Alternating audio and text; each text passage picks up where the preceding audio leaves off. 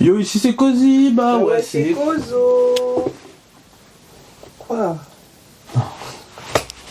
On va pas continuer comme ça, je t'ai déjà dit. On va pas continuer comme ça, Je refais solo, yo, ici c'est Cozy, bah ouais, c'est Kozo. J'espère que vous allez bien. Moi en tout cas, je vais bien. Aujourd'hui, je vais parler de sneakers.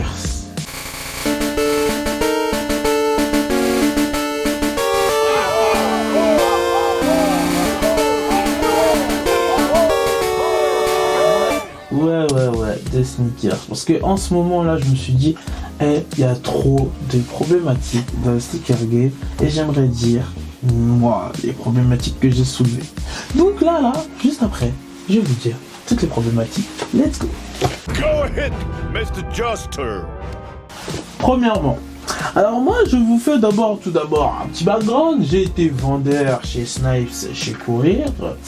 J'ai pu voir... oh là là, des comportements incroyables. Première problématique, les revendeurs. Vous savez ça là, ce que vous appelez les revendeurs. Vous savez quand vous allez chercher vos paires, surtout vous les filles, quand vous cherchez vos paires, mais qui c'est que en rupture de stock ou qui a jamais votre taille, c'est à cause des revendeurs. Je vous explique leur mission. Leur mission, c'est de se lever à 4h du matin, faire tous les shops. Moi j'habite à Paris. Tous les shops de Paname. Vous aurez plus rien. Les grosses releases là, vous voyez toutes les Jordan 1 l'année dernière, tout le monde courait après les Jordan 1. Moi j'étais vendeur. Fallait les esquiver. En fait, les revendeurs, ils fucked up le game. Je vous explique. Vous achetez normalement, voilà. Oh bah j'ai une petite paire là qui traîne. Une Jordan 1 High. Jordan 1 High, chez les hommes, elle est à 160. Chez la femme, je crois qu'elle est à 130. Quelque chose comme ça. Si la Jordan 1 est rare, Tu dois payer bientôt là. je peux vous promettre que si vous la continuez l'acheter à 130, ah non. Tu paieras cher. Ah non. Vous allez l'acheter en resell à 280 balles, 300 balles. Si elle est rare, bien sûr. Sinon, voilà, vous allez la trouver tranquillement en magasin. Regardez, la Travis Scott là, qui va sortir là, la low. Elle sera à combien? 160. C'est une Jordan 1 low, 160. Bon, elle est X fragment, X Travis Scott, d'accord. Mais croyez-moi au resell, 1200 balles. 1200.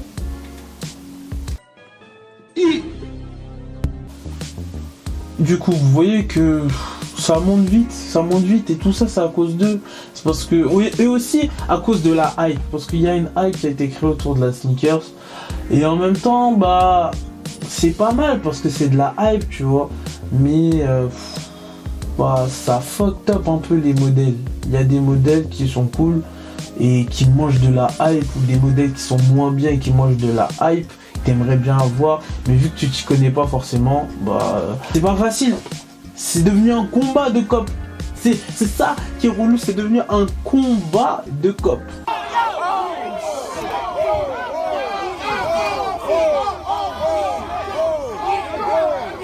Après, deuxième problématique. Et cette problématique est liée à la première, c'est les magasins. Les magasins et les raffles. Vous voyez, vu que maintenant ça se bat pour avoir les paires dans les magasins, et ben maintenant il y a ce qu'on appelle les raffles. Donc ça veut dire que... Je tiens à faire une petite précision. Une raffle est une tombola. Tu es sélectionné parmi plusieurs participants. Si tu gagnes, tu as le droit d'acheter la paire. Le droit d'aller acheter la paire. Sinon, tu peux aller te faire voir. Voilà. Avant, les raffles, c'était plus simple. C'était plus simple, plus tranquille, franchement. Et c'était vraiment sur des paires rares et tout. C'était plus tranquille. Là, maintenant, les raffles... Il y a pour tout et n'importe quoi, de la paire la plus hypée, la plus ouf, à la plus claquée de ouf, il y a des raffles. Genre, la plus claquée, peut y avoir une raffle. Il faut pas abuser les mecs. Et tout ça, c'est à cause du resell. Parce que justement, les gens, ils viennent, ils veulent prendre la paire, mais ils la prennent pas pour la mettre, ils la prennent pour la resell. Donc maintenant, il te faut une autorisation, il faut que tu gagnes un concours pour pouvoir acheter la paire. Pas pour pouvoir avoir la paire, mais pour pouvoir acheter la paire. Pour que tu puisses donner ton argent, ta money, ton bongo Trop c'est trop. On peut pas accepter. Ça aussi, c'est complexe en fait, parce que en vrai, ça équilibre les chances, vous allez me dire. Mais derrière, il y a des magasins qui font des trucs chelous, qui prennent d'abord des paires pour eux, et puis ensuite le reste ils le mettent en vente, quoi, enfin en rafale. Donc des fois tu vas croire dans ta tête, oh vas-y je vais en péter une, je vais jouer là et tout. En fait il y a 10 paires qui se baladent dans le stock, 10 paires pour peut-être 500 inscriptions. Soit t'es un méga lucky 7-7, un lucky boy, soit tu manges tes L. Désolé, vous n'avez pas été sélectionné. Désolé, mais votre nom n'a pas été tiré au sort. Désolé. Cette vie. Là, comme vous voyez ici, je vais me décoller un peu. Bah, celle-là, j'ai eu un Raphaël. Celle-là,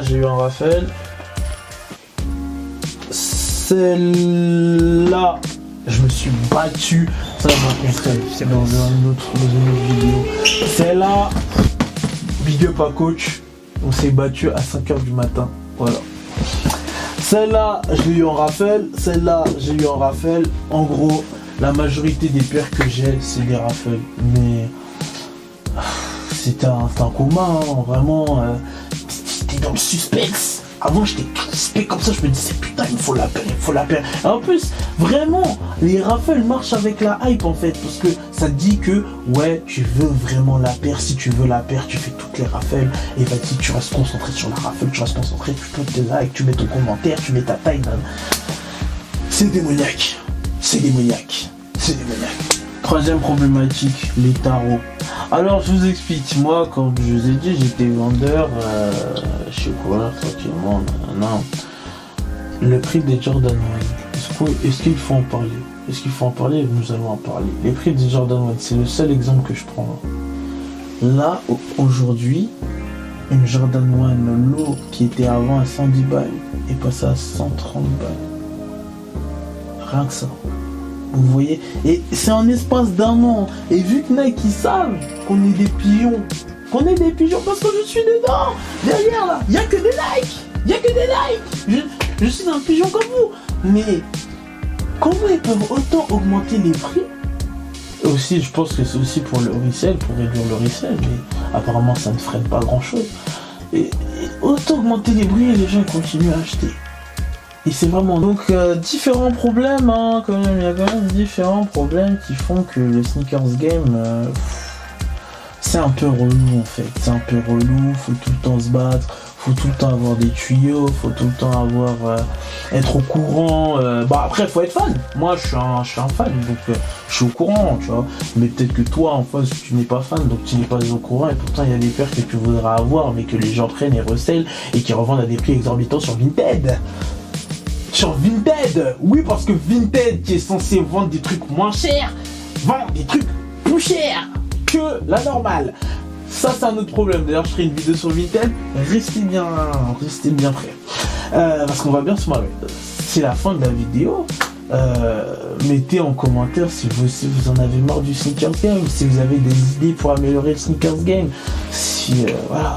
Dites-moi. Et dites-moi vos paires préférées aussi. Ça m'intéresse. Des petites paires préférées que vous aimeriez cop ou que vous aimeriez avoir. Ça m'intéresse. Peut-être que ça va me dire aussi que... Merde. Peut-être que moi aussi ça me plairait. Peut-être c'est une paire que j'aimais pas et que au final j'aime bien.